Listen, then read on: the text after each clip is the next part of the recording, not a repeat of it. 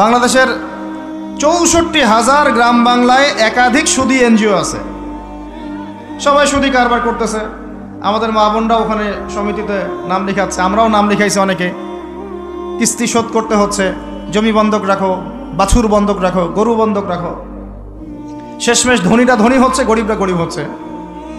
কারণ আল্লাহ পাক এই কিতাবের মধ্যেই বলেছেন, সূরা বাকারার শেষের দিকে আছে যে ইয়া আইয়ুহাল্লাযীনা আমানু, হে মুমিনগণ, ইত্তাকুল্লাহ, আল্লাহকে ভয় করো, ওয়া যারু মা বাকিয়া মিনার রিবা, সুদ ছেড়ে দাও, ইন কুনতুম মুমিনিন, যদি মুমিন হয়ে থাকো, ওয়া ইল্লাম তাফআলু, সুদ যদি না ছাড়ো, ফাআযানু বিহারবিন মিনাল্লাহি ওয়া রাসূলিহি, আল্লাহ এবং তার রাসূলের সাথে যুদ্ধের ঘোষণা শুনে রাখো। আয়াত বুঝলেন?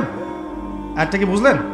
আল্লাহ পাক বলছেন যারা সুদ খায় বা সুদ না ছাড়ে এরা আল্লাহ এবং তার রাসূল মুহাম্মদ সাল্লাল্লাহু আলাইহি ওয়াসাল্লামের বিরুদ্ধে অস্ত্র নিয়ে দাঁড়ায় আছে।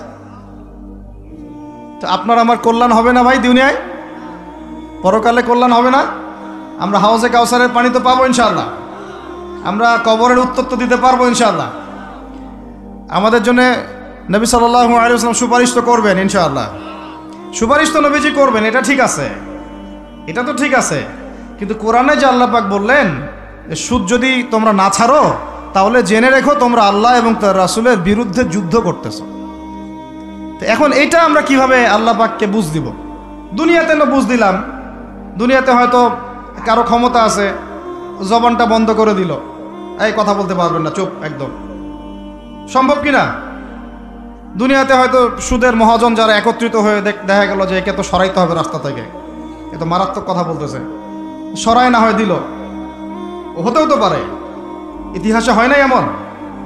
তারপরে কারো হয়তো দুনিয়াবি স্বার্থ আছে, বুঝাচ্ছে আমার বউ আছে, বাচ্চা আছে, চাকরি বাকরি কেমনে ছাড়ি ইত্যাদি। তো সব না হয় বুঝলাম, আল্লাহ পাকের সামনে আপনি এখন কি বুঝটা দিবেন? রাসূলের সামনে দাঁড়ায় কি বুঝটা দিবেন? দিতে হবে কি না জবাবটা? আজ হোক আর কাল হোক দিতে হবে কি না? পরকালে যেতে হবে তো নাকি? তো তাই যদি হয়, এটা যদি আমাদের ফাইনাল ডেস্টিনেশন হয়, চূড়ান্ত গন্তব্য হয়, তাহলে কোন ব্যক্তি বুদ্ধিমান, যে দুনিয়াতে সংশোধিত হয় সে, নাকি পরকালে যে ব্যক্তি অপেক্ষায় বসে থাকে সে?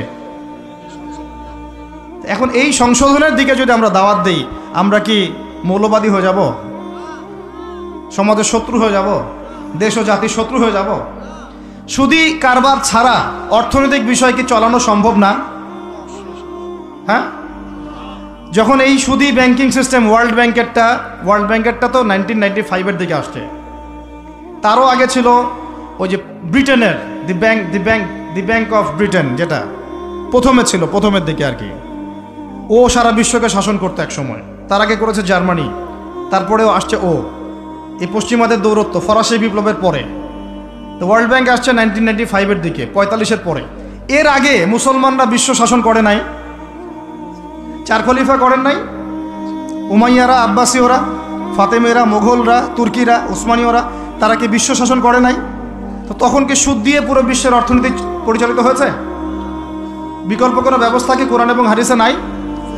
তো যদি সেটা থাকে আর আমরা যদি এটাকে পাশ কাটায় যাই, গিয়ে পশ্চিমাদের এই অর্থনীতি যদি আমরা গ্রহণ করি, সেভাবে জীবনযাপন করতে থাকি, তো আল্লাহর সামনে কি ভাই আমাদেরকে দাঁড়াতে হবে না? আল্লাহ পাক আমাদের সবাইকে যেন কথাগুলো মন দিয়ে বোঝার তৌফিক দান করেন। এখন যদি পুরো সিস্টেমটা আমরা চেঞ্জ করতে না পারি, ওই ক্ষমতা আমাদের নাই মনে করেন, ব্যক্তি জীবন থেকে সুদ দূর করা যাবে না? আমাকে কি রাষ্ট্র প্রশাসন একদম সুদ না খাইলে অ্যারেস্ট করে নিয়ে যাবে?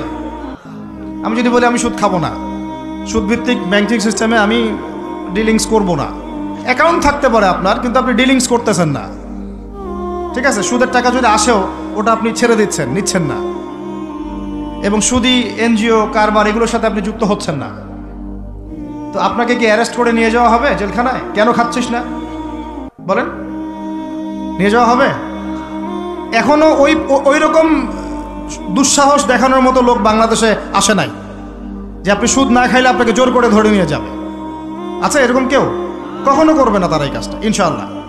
আর যদি করে তাহলে তো আল্লাহর গজব নেমে আসবে।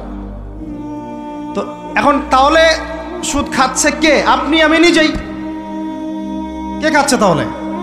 আমরা নিজেরাই খাচ্ছি। হয় আমি খাচ্ছি, না হলে আপনি খাচ্ছেন, না হলে আপনার স্ত্রী খাচ্ছে, নাহলে আপনার বাবা খাচ্ছে। অতএব সুদের মধ্য দিয়ে আমরা আল্লাহ এবং তার রাসূলের সাথে সরাসরি যুদ্ধ করতেছি। বদরের যুদ্ধে কি আবু জেহেলরা পরাজিত হয় নাই? উহুদের যুদ্ধে, খন্দকের যুদ্ধে, মুতা, ইয়ারমুকে, এই শতাব্দীর পর শতাব্দী আল্লাহ এবং তার রাসূলের বিরুদ্ধে যারা দাঁড়াইছে তারা কি কখনো টিকতে পারছে? আজকে পশ্চিমারা সারা বিশ্বকে এভাবে সুদখোর বানিয়ে দিয়েছে, আর প্রত্যেকটা মুসলিম কান্ট্রি এর খপ্পরে পড়ে গেছে, বের হতে পারতেছে না।